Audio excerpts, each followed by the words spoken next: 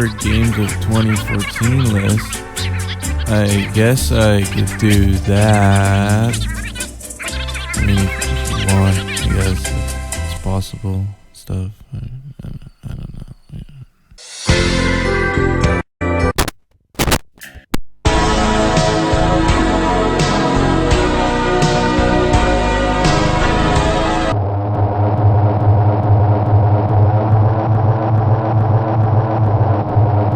Okay, so let's just get this piece of shit out of the way first. I know this game is stupid, but I really enjoyed playing it for some fucking reason. Still, the reason I put this on the 7th place is because I genuinely think every other game on this list is better. Either way, I'd say more about the game if it wasn't for the fact that I already reviewed it. So if you really want to know my thoughts on this game, then you should go watch my review. I'll put up an annotation for it in the end slate. But for now...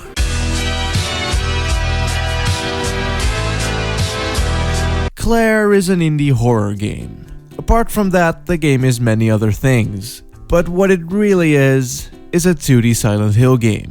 Part of me feels like I kinda discredit the game when I say that, but when I think of Silent Hill, I think of... And when I navigate the menus in Claire, I hear... Case in point, it's a 2D Silent Hill game. Anyway, Claire has a story which is actually pretty cool. Although I'd say its strength is a bit hampered by its cryptic nature. That said, I still found it very compelling for what it was, even though I felt like I didn't fully understand it. Gameplay-wise, it's a 2D Silent Hill game. You get lost, you get found, dog. Overall, I'd say it's a pretty good game and I really liked it, which is why it's on my list. Bitch.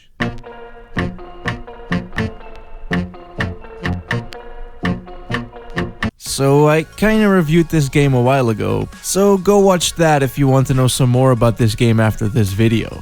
Anyway, short story even shorter, this game is half anime, half runner game. And since I did my review, my opinion of it hasn't really changed at all. I still like it as an hilarious anime, and I still like its gameplay quite a bit too. It might only be an hour long, but I definitely feel like I got my money's worth over time. I mean, I've played the game a bunch of times since then, and I've also gotten quite some enjoyment out of trying to beat my own high scores. And all this is coming from someone who has zero completionist mentality.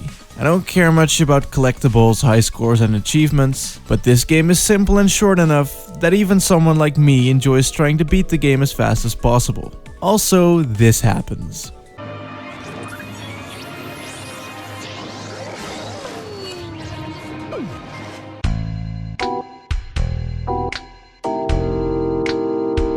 You know, despite its length, I still think GZ is a GG. Oh god.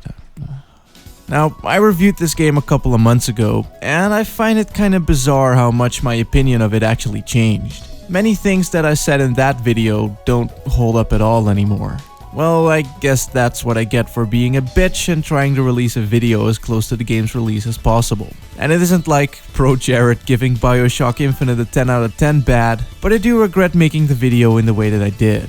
Like, I'm not no Peridactyl. So when I'm really hyped up about a game, I tend to say some pretty dumb shit because I can't contain the hype as well as he does. Fucking guy's like a fucking hype master or some shit like that. Anyway, regardless of my opinion taking a slightly more well-rounded turn, I still think it's a pretty good game.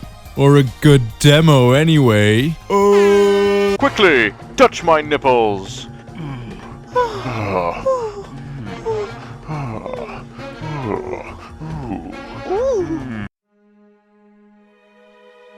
Never look back. Always look ahead. Look to the future. And other shit like that. These are all things mostly said by people who want to say something clever and insightful, but really have nothing of that nature to say at all. And when you really think about it, looking to the past is probably the best way not to fuck up whatever it is you're doing. Some of the best decisions I made throughout my life, I made based off of past mistakes. And some of the greatest songs, movies, and games were made by shamelessly ripping something off. Thing is, the past is pretty awesome, but it's also kinda silly. Which is why reinterpreting older things to fit with current mind states and standards is somewhat important. Now, I will admit that I'm being somewhat pretentious, because really, remaking games is mostly just a lucrative business plan, rather than it being some kind of noble preservation of the arts. But to be fair, it does work extremely well. I mean, I'm more excited for the remaster of the remake of the first Resident Evil than I am for Revelations 2. That isn't to say that I think Revi 2 will be bad.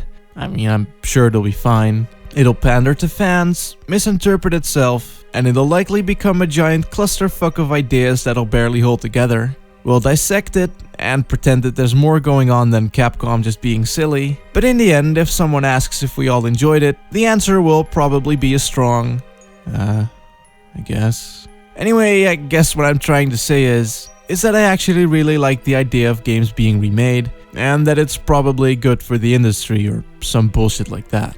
So, yeah, Final Fantasy X HD and Kingdom Hearts 2.5, both on the same place because they're not really new games, but they made up such a big part of what I enjoyed this year, so, you know, why the fuck not? Now, I don't usually look forward to games. I didn't care much about Watch Dogs, Assassin's Creed, Call of Duty, or Far Cry 4. Even games I know I'll end up enjoying, like Final Fantasy 15 or The Phantom Pain, don't really interest me all that much until I'm actually playing them. I usually don't read up on things or watch trailers either. It's just not the kind of guy I am. However, when I first stumbled upon Jazzpunk's Steam page prior to its release, I felt a slight tingly feeling inside my belly. Thing is, I like adventures. Well, not in real life. I prefer the cozy confinements of the skyscraper I live in, but I mean in games. I like it when a game takes me on a journey across a wide array of areas. And from what I could see on the Steam page at the time, Jazzpunk seemed to deliver on that front. Also, most newer games tend to have open worlds instead of levels. And while that sandbox could be the bestest thing ever for all I care, I still prefer to have some level variety in my games. Like, Skyrim does look pretty, but to me it just seems like it's a game with only an ice level. So really, the appeal of sandbox games just doesn't appeal to me. Anyway, I know I haven't really talked about Jazzpunk yet, and that's because I don't really know where to start. I've attempted to review the game multiple times, and every time I just end up feeling unhappy about the script because it fails to encompass why I like it as much as I do. Even now, I'm just making up some dumb bullshit about sandbox games and level variety because I don't really know what to say. Like, I like this game. A lot.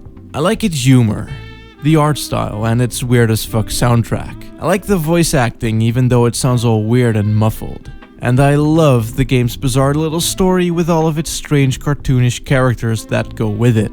It's one of those games that somehow feels nostalgic to me even though I played it quite recently. And so far, only a few games have managed to do that for me. And of course, games like Final Fantasy VII and Crash Bandicoot feel nostalgic to me as well, but that's because I actually played those games growing up. So for a game to do this without that being the case is pretty cool to me. Now, of course I know that this game really isn't all that special, but that's also why I can't review it, because all I can really do at this point is just gush inappropriately. So, yeah. For reasons I can't explain properly, Jazzpunk is my game of the year.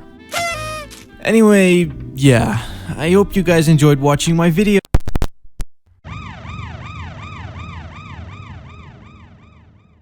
Huh. Nice list there, Thor. You forgot one game. Super Smash Bros. For the Wii U. First things first, you have Animal Crossing in space. Okay? I don't think any game this year had anything like that. Not even Nintendo until this game. Who's the best Mario character? No contest. All of them. You can now have Nintendo characters interact with each other in remarkable ways. It's incredible.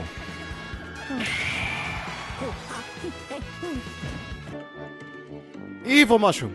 I know Mewtwo is evil and all, but I mean, if you turn him kinda like this, kinda looks like he's smiling, right?